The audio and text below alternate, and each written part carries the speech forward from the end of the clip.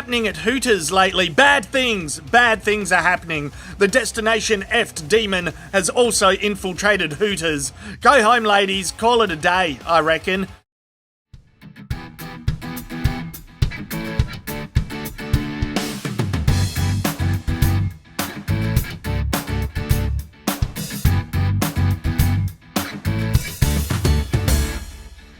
Hey everybody, this is Perch, and first off, comic book stores. So comic book stores are having a bit of a rough go of it. Now, you might not believe that if you're listening to various news sites on the internet that talk about things are better than ever, but actually if you go into your local comic shop, you're unlikely to have an experience of meeting a shop owner there rolling in money and just super thrilled with how everything is going. That is not what's happening. We keep getting stories. I've helped bail out a couple down here in the Texas area. There is basically a GoFundMe out for Fat Jack's, which is a fairly well-known comic shop in Philadelphia. That is they're both GoFundMe basically says, well, friends, there's no other way to say this. We're in a terrible situation and we desperately need your help. Forgive me if this is all over the place. Mike didn't want to ask for help, and then he talked about getting out of debt. They need to put together $20,000 in a hurry, and this is.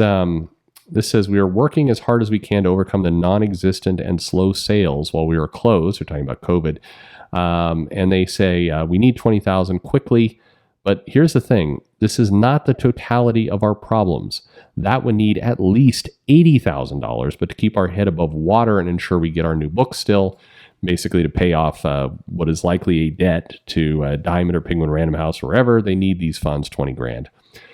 So here's what they say. It says, how do we get here? The main reason, of course, is COVID close downs from a year and a half ago finally caught up to us. We took such a hit during the pandemic. And even though we filled out the paperwork for the second PPP funds, the government ran out of money by the time they got to our paperwork. We've been trying to make it work ever since. But in addition to the shutdown and lost sales since the inflation, lost sales from some of our subscribers, regular customers unable to pick up their books, has been adding to the problem and hitting harder and harder lately. So they say that, there's a bout of illness now, the partner, anyway. So they talk a little bit about the company and basically that the store has been open for 50 years. So this is not an uncommon story, but again, you might not recognize it because the message that has been pretty continuous online has been comics are doing amazing. Everything is going great. Everybody who says things are bad is clearly just a racist, and that comics are doing better than ever. That has been the news. Now, first off, I think it's highly irresponsible for some of these sites to continue to publish these stories, and it's highly hypocritical for them to now publish details about this GoFundMe after they've been telling their entire audience that everything is going swimmingly. There's tons of money in comics, and it's a boom. It's better than ever. It's clearly not better than ever for these shops. The people knew it from day one, and they made those stories because they wanted to dunk on the chuds as opposed to actually help comics. But in reality, when you publish a bunch of stories saying that everything is going absolutely amazing, like a complete prick, what you do is you give people permission to say, I don't need to go pick up my comics. Everything is going fine. Or, hey, I was kind of on the fence. I don't know if I want to get back into this. I can just feel maybe guilt-free about pirating, all kinds of different ways that people interpret that news. But one thing they're not going to do is make it a point to go and pick up their box on time and make it a point to maybe go and buy that extra omnibus or whatever happens to be for the comic shop that is desperately in need of cash. If you go into a lot of comic shops recently, you'll find that they're selling Funko Pops and t-shirts and pop culture stuff. A lot of them getting more into Dungeons and Dragons. Several of them have stopped selling new comics completely. That is where we are right now as a comic industry. It is a joke to see articles posted about how wonderful things are. They are clearly not. Here's a listener to the show writing in somewhat of a similar thing. It says, hey, Perch, I have a question regarding comic book stores. I used to regularly buy and read comics in the 90s and early 2000s. You might even say I collected them, though I wasn't a completionist. I've continued to read them through trades and later digital, but not to the degree I did before.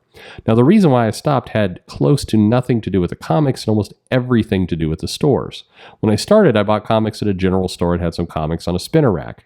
When that disappeared, I discovered there was a comic book store near me, and I bought them there, which also increased how much I was reading as they had more options. But then much later that store closed, and there was no other store selling comics anywhere remotely near me. I tried to keep up with some series, order them remotely, but it was just impossible. I ended up waiting for trades instead and generally read a lot less. The question I have is, to how many people would have happened the same thing? How many customers were lost, not to disinterest, but because they couldn't buy what they would still have been interested in? I don't live in the US. My experience might have been different in Marvel and DC's home turf. But what I also noticed is that normies I talk to about comics, especially in the wake of the MCU, don't actually know that comic book stores exist. And even worse, I'm not fully convinced they do exist, because they certainly don't exist anywhere close to wherever I am. If this isn't a unique experience, how do comic companies intent on selling a product that is primarily sold in stores that people who aren't already customers don't know about? What do the companies do to not let them all die like they did, given that their business is very much dependent on them, and what are they doing now to encourage more?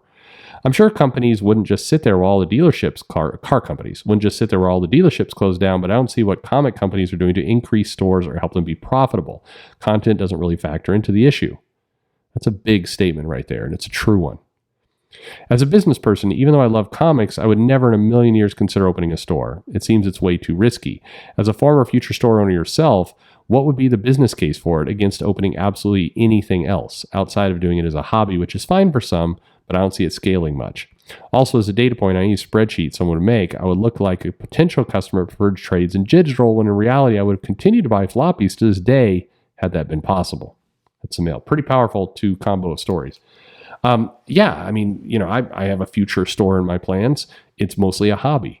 It's also going to feature things other than comics. Going to have art lessons there for kids.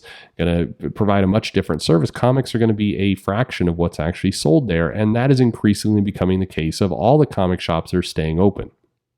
Consider again the story of Fat Jack's here for a second. Try to raise $20,000 just so it can get its new comics. New comics are not bringing in enough for the store to afford that on its own. So it's having to raise money to get the new comics because it needs to get the new comics to complete the orders for collectors and completionists who are going into that store. But increasingly, that is a shrinking market. If it was growing, like a lot of the news stories suggest, they would have that $20,000. But $20,000 isn't what they need. As what they said, they need $80,000. That's a big hole to be in. That's several months of a hole. And again, I have to stress, it is not helpful when, the letter writer saying, what are comic companies doing to help, remind people these stores exist? It's not that they're just not doing anything. They're doing the opposite of value. They're telling everyone that comics are doing better than ever, everywhere than ever, and that anyone who's complaining about them must be insane. Are you complaining about the comic business? You think there's a flaw or a problem? You must be crazy. I had a very specific editor at Marvel who I used to get along fairly well with, and she was pleasant, but she clearly lost her mind around 2016. I'll leave it to your own opinion what happened then, and it has gotten progressively worse ever since. And I hadn't heard from this person in a while, and about 3 months ago, got a mail saying, your channel is doing irreparable harm to comics because it's pointing out the problems. And then she acknowledged that there are problems in comics, but that if you talk about them, you make things worse. So I argue the exact opposite is true. If you don't talk about them, and worse, if you make statements about how everything is going absolutely perfect, you get Aftershock going bankrupt, and you get comic shops owing $80,000, and you get this myth that everything is going great and giving no motivation for anyone to actually fix the problem. So if you're going to say everything is wonderful, if you're going to write articles and you're going to be part of this sycophantic news group that is, attached to comics like some kind of, calf on a tit, then you're going to have to also come up with some of the solutions, some of the fixes for comics. And the fixes have to be first acknowledging that there's a problem and then solving that problem, coming up with a solution for it, not just bitching. There is a major issue here.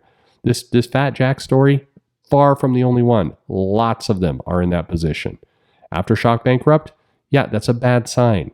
And this letter writer, who, thank you very much for the mail, is unclear if comic stores even exist anymore. And again, that statement, it wasn't the content of the comics.